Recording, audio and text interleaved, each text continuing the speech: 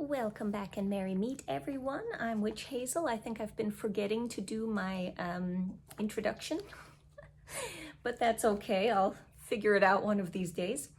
And we are currently in the midst of a finding and playing with our life purpose video series, which I hope that you are enjoying.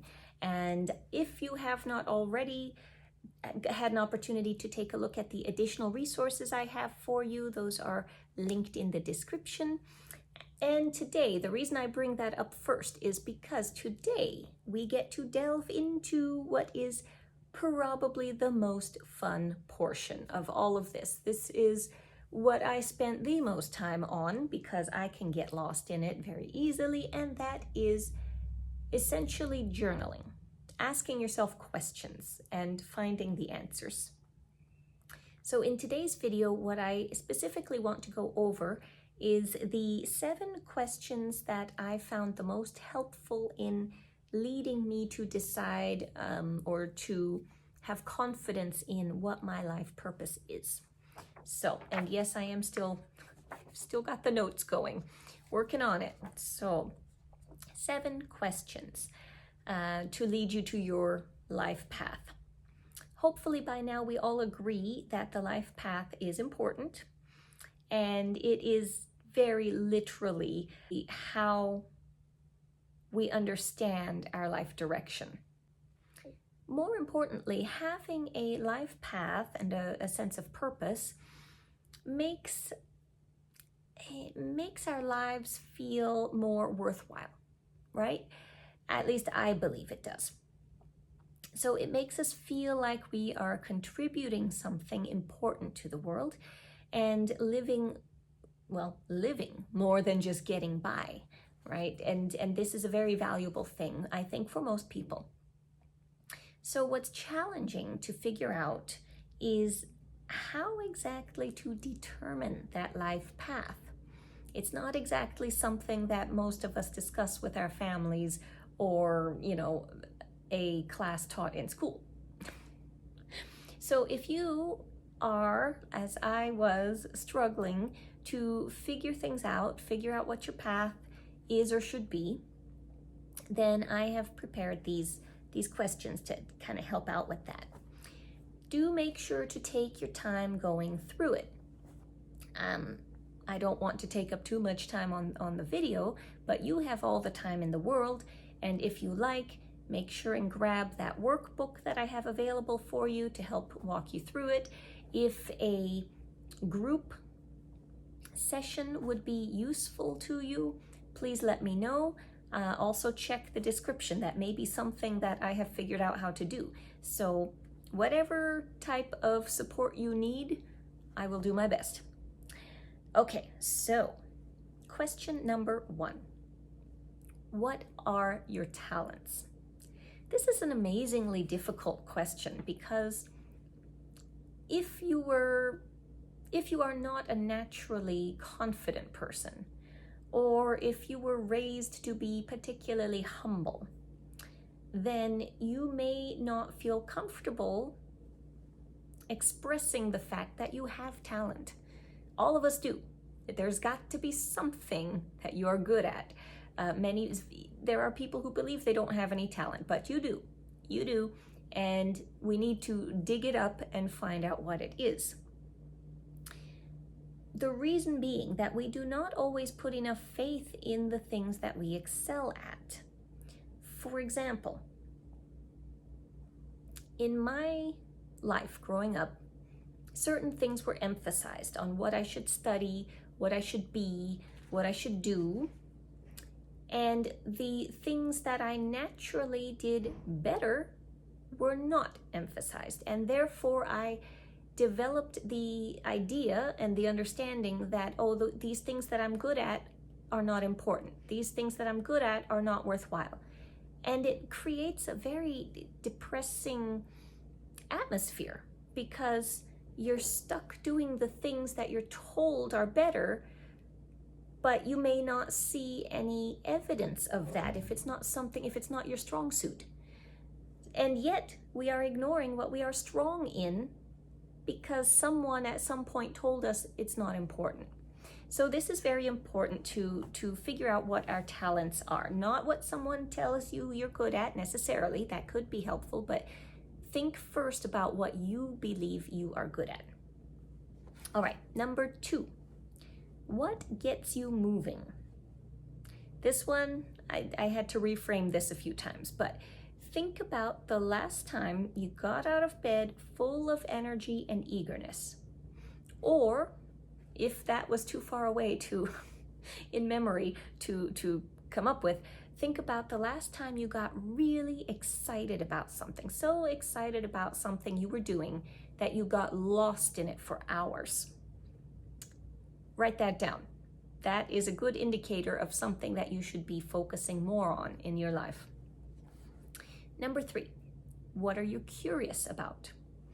In my life, as my example, there are certain subjects that just naturally draw me. This year, I decided to make an active effort to start going through my reading list. And I have been enjoying it, and I thought it was immensely hilarious when I realized all of the books I started with all have the same themes. History and anthropology. I like history and anthropology.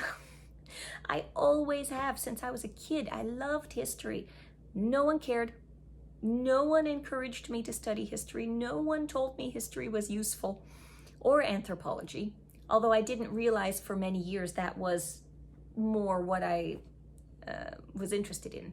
So yeah, what are you curious about? That's probably something that you need to look further into. What are we on now? 1, 2, 3, 4. Number 4, what are your best qualities? This is another one like the talents, where it may be a little bit difficult to distinguish this on your own, but do your best. Come up with a list if you can. If you are really struggling with it, find someone you can trust, a friend or family member, trust to be honest with you, and ask them, what am I talented at? What are my good qualities? You from the outside looking in, what would you say my best qualities are? Make a list of those traits. And again, with all of these questions, once you have your lists made, start to consider what ways you can start to incorporate these things into your everyday life. How can you make use of this information? That is the ultimate point. In any sort of shadow work, journaling, therapy work, you've put in a lot of work figuring this out. Now you've got to figure out how to use it. Otherwise, the work ends up being wasted. So keep that in mind. Number 5, I believe. I really should have numbered this ahead of time. What causes are important to you? Are there things that you, if money were no object, you would support? You know, in my case, again, this goes back to the history thing. I would support educational programs, museums. I used to docent at a museum, and I have various connections with others around town, but these are the things that are important to me. Cultural items, the theater, opera, ballet, musicals, etc. All the entire performing arts complex is like my second home. So figure out what things, what causes and not businesses, organizations are important to you. And then start to think about again why they're important to you and in what way you could incorporate them more into your life or support them more. Number 6. Number 6. Where do you lose time? We often hear this question as a means of figuring out the things we avoid, where procrastination comes into life. But this question in this case is the opposite. This goes back to that idea of what things do you do that you find yourself getting so immersed in and enjoying so much that you will lose time. All of a sudden you blink and it's 3 hours later. those are the things you want to take note of. And lastly, what do you want to leave behind? Meaning a legacy. This is that classic question of imagine your funeral. What would your obituary be? I don't particularly like that question, but if you like it, you could work with it. In my case, I don't try to look quite so far ahead, but I do think again about my little nieces. And okay, well, if I get to the end of my life, what will they have from me? What will they be happy to say that they learned or received from me? It doesn't have to be things. It can be things. If you want to leave $1 million to a charity or to your children or what have you, that is a definite life legacy goal. So count that in. It could also be like the entire reason I started this YouTube channel was for my eldest niece. I wanted to have a way to record my scattered thoughts and ideas on witchcraft and spirituality and have it in a permanent way that she could eventually, if she wants to, look at.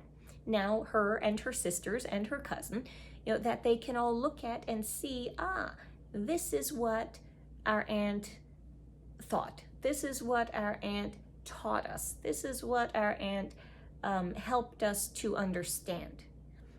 At heart, I have been a teacher my entire adult life. I was never trained as a teacher because, well, I won't get into it, other life things. But this has always been the career that I end up falling into.